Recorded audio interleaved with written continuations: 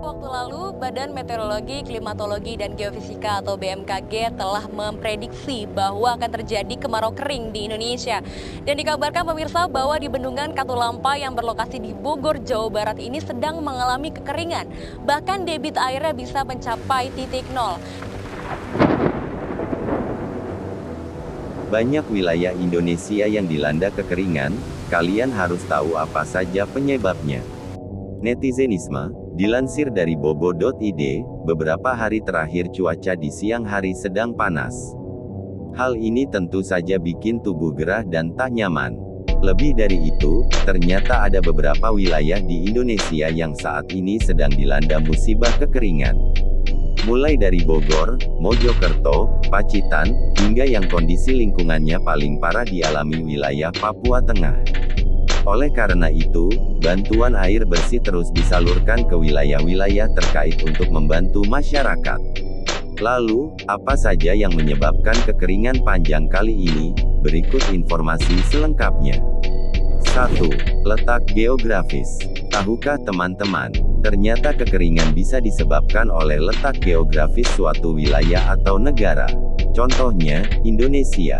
Negara kita ini terletak di garis khatulistiwa yang berada di daerah monsun.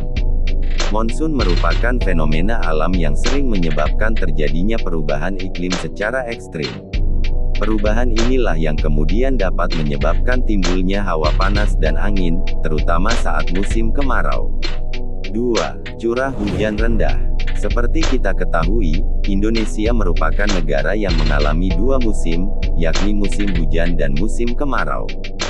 Saat musim kemarau tiba, suatu wilayah bisa tidak mengalami hujan dalam kurun waktu yang cukup lama. Hal ini bisa diartikan sebagai curah hujan di bawah normal. Sebab, tidak ada hujan turun selama berhari-hari. Rendahnya curah hujan di suatu wilayah ini diakibatkan oleh rendahnya tingkat produksi uap air dan awan. Dengan tidak adanya hujan ini, menyebabkan kandungan air di dalam tanah berkurang drastis atau bahkan tidak ada. 3. Daerah resapan terbatas. Kekeringan juga bisa terjadi karena ulah manusia. Salah satunya daerah resapan yang sangat terbatas di suatu wilayah. Daerah resapan adalah daerah yang disediakan untuk masuknya air dari permukaan tanah ke dalam zona jenuh air. Alih fungsi lahan terbuka hijau yang digunakan sebagai bangunan bisa memengaruhi kondisi dari cadangan air tanah. Tanah yang seharusnya mampu menyerap air hujan, malah tertutup oleh karbon untuk pembangunan atau gedung. 4. Alih fungsi hutan dan lahan. Tahukah teman-teman, wilayah dengan vegetasi yang lebat tentu memiliki cadangan air yang lebih banyak. Hal ini berbanding terbalik dengan wilayah yang tidak memiliki vegetasi atau lahan gundul. Cadangan airnya sedikit. Lahan gundul mengakibatkan air yang meresap ke dalam tanah berkurang. Sebab, menyimpan air adalah tugas akar. Air yang tersimpan di dalam akar bisa digunakan sebagai cadangan ketika musim kemarau tiba sehingga tak terjadi kekeringan. Ini artinya, musim kemarau yang datang di wilayah dengan sedikit pohon, berpotensi mengalami kekeringan lebih besar. 5. Penggunaan air berlebihan.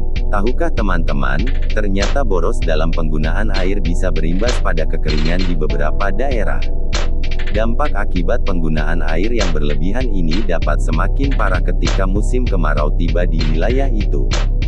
Biasanya, penggunaan air berlebih ini disebabkan oleh kegiatan rumah tangga dan industri yang menggunakan air berlebih.